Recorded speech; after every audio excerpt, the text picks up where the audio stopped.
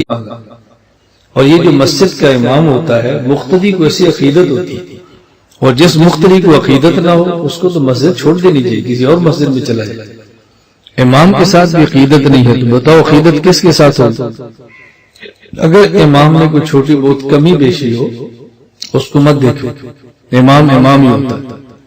اور آپ یہ بات ذہن نشین فرما لو کہ امام عشاء کی نماز پڑھائے اور اس کے بعد 2 سنت اور 3 وتر پڑھے اور سو جائے، اور پوری رات سوتا ہے، نہ تسبیحات پڑھے، نہ تلاوت کرے، نہ ذکر کرے، نہ تہجد پڑھے، اور صبح اٹھ کے 2 رکعت سنت پڑھے اور فجر کی جماعت کرا دے۔ اور اس کے پیچھے کا جو مقتدی ہے وہ عشاء کے فرض پڑھے، پھر سنت پڑھے، پھر نفل پڑھے، اور پوری رات کھڑے ہو کے قرآن کی تلاوت کرے، پوری رات، اور پوری رات 1 کروڑ روپیہ صدقہ کر دے، اور صبح پھر امام کے پیچھے نماز پڑھے۔ اللہ کی قسم امام اس سے پھر بھی افضل، یہ مولانا صاحب پھر بھی اس سے اعلیٰ۔ میری عادت ہے میں کوئی بات بغیر دلیل کی نہیں کرتا۔ اس کے اعلیٰ ہونے کی وجہ کیا ہے؟ دیکھو ایک فرض نماز کی اہمیت کتنی ہے۔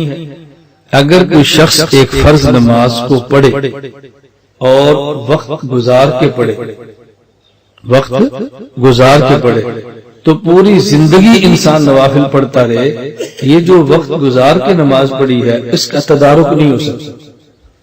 اس کا معنی یہ ہے کہ 2 رکعت فرض یہ عمر بھر کے نفلوں سے افضل ہے۔ آدمی اگر 2 رکعت فرض پڑھ لے اور ایک طرف 2 رکعت فرض نہ پڑھے، اور آدمی 2 لاکھ نفل پڑھ لے تو 2 رکعت فرض کی برابری نہیں ہو سکتی۔ تو فرض کتنے اعلیٰ ہوتے ہیں، فرض کا مقام کتنا زیادہ ہے۔ اور ایک جماعت کے ساتھ فرض پڑھیں، اللہ اس پر 27 فرضوں کا اجر عطا فرماتا ہے۔ یہ گنتی آپ نے کرنی ہے، میں نہیں کروں گا۔ امام عشاء کی نماز پڑھائے، پیچھے 1000 مقتدی، تو امام ہر مقتدی کو 27 فرضوں کا اجر ملے گا، اور امام کو 27,000 فرضوں، اور امام صبح فجر کی نماز پڑھائے تو ہر مقتدی کو 27 فرضوں کا، اور امام کو 27,000 کا۔ 27 اور جمع 27 54,000۔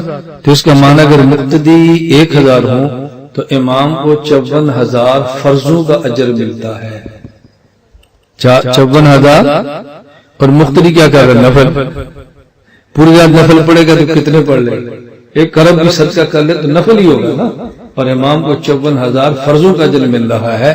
اس لیے اگر امام صاحب خراٹے مار کے سوتے بھی رہے نا، اور یہ حاجی صاحب کھڑے ہو کے عبادت بھی کرتے رہے، امام کے برابر نہیں ہو سکتے۔